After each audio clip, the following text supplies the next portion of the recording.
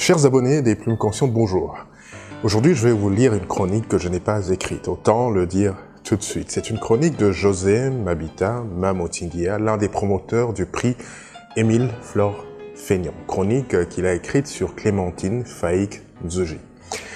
Lorsqu'elle obtient sa licence en philosophie africaine de l'université Lovanium à Kinshasa, Clémentine laisse éclater son âme de poétesse et dirige le cercle culturel de la Pléiade. Nous sommes en 1964. Elle est déjà fascinée par la culture traditionnelle, la culture de l'oralité, les contes et les légendes. Elle est la première poétesse de la littérature congolaise. Elle remporte en 1969 le premier prix de poésie et de la littérature orale, Proverbe, au concours Léopold Sédar Senghor, organisé à Kinshasa par le président Mobutu.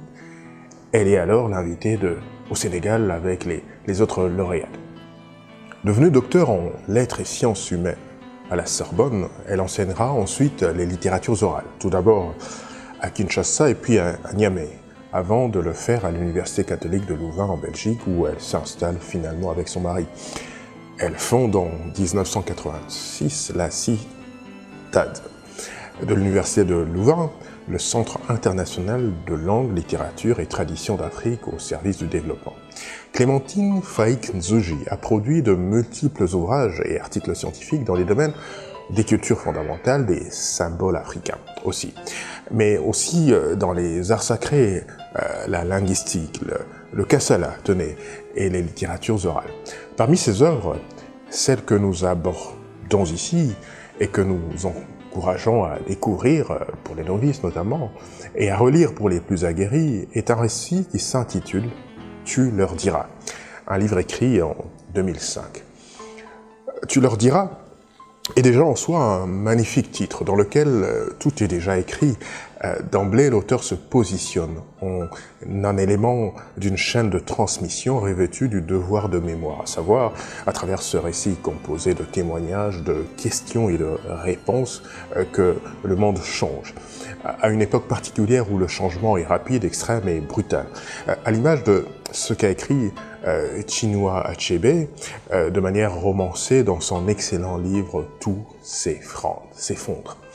Clémentine s'est investie de la responsabilité, ce que lui demande aussi sa maman, de transmettre l'histoire de la famille, afin qu'il y ait des traces dans la lignée. Transmettre malgré tout, même les secrets, les confessions, afin que les futures générations comprennent les tenants et les aboutissants de leur histoire, de certains de leurs comportements, de leur manière de penser, de voir les choses, d'agir. En fait, tout a du sens. Il faut savoir lire, traduire et interpréter. La figure du père est puissante. Nicolas Kadima Nzuji est le chef de famille qui a compris le sens de l'histoire. Il s'adapte et protège les siens, car qui dit tradition ne dit pas que tout doit rester figé. Dans ce récit, on découvre également quelques pans de l'histoire relative à la période de l'indépendance, les maux de la politique, les batailles pour le pouvoir, à n'importe quel prix, les mensonges, les trahisons, les manipulations, les exactions.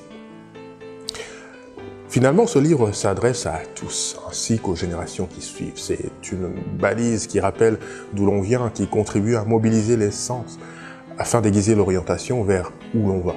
Nous découvrons ce qui s'est passé avant nous, nous constatons certaines préoccupations, certains mœurs, certaines habitudes, certaines notions de la vie qui étaient menées avant nous en fonction d'une culture, d'une lignée ancestrale soit-elle.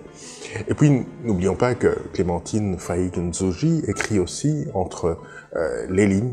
Elle sait les secrets des signes et des symboles. Il y a donc à chaque fois des choses à découvrir et à traduire. Voilà, il ne me reste plus qu'à remercier une fois de plus José Mabita Mamotinguia pour cette belle chronique. Rendez-vous au prochain numéro des Plumes Conscientes.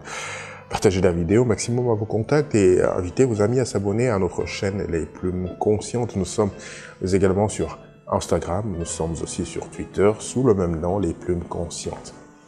Lisez. Lisez encore et lisez toujours. La lecture est un régal pour l'âme et un délice pour l'esprit. Elle participe à notre accomplissement en tant qu'individu, mais aussi en tant que société. Au revoir.